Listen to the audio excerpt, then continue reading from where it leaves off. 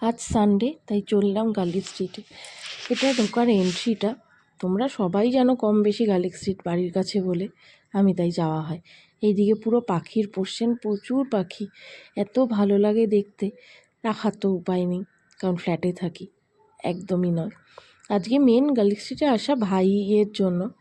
ভাই আর তন্দিমা দুজনেই গাছ কিনবে, ওর ভাইয়ের পাখি পোষে, সেগুলো ওর খাওয়ার কিনবে, সেই উদ্দেশ্যেই আছে।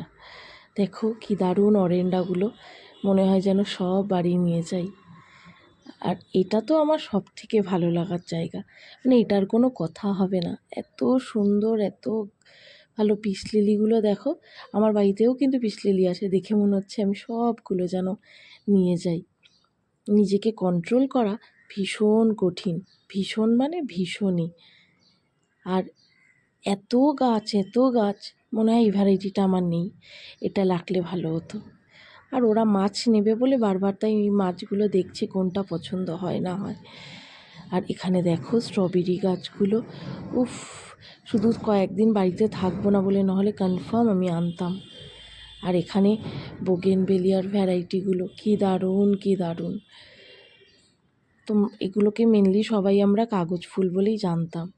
মানি প্ল্যান্ট এই ভ্যারাইটিটাও কিন্তু আমার আছে, তাও দেখো আমার ভালো লাগছে। আর হাজারি গোলাপ তো অলওয়েজ আমার প্রিয়, ভীষণই। গার্লিক স্ট্রিটে আসলে মনটা ভরে যায়, কি দারুণ দারুণ গোলাপ। এত গোলাপ একটা সময় আমি লাগাতাম, এখন আমার বাড়িতে নেই। আর এগুলো তো আমার গাছে ছাদে একটা দেখেইছো।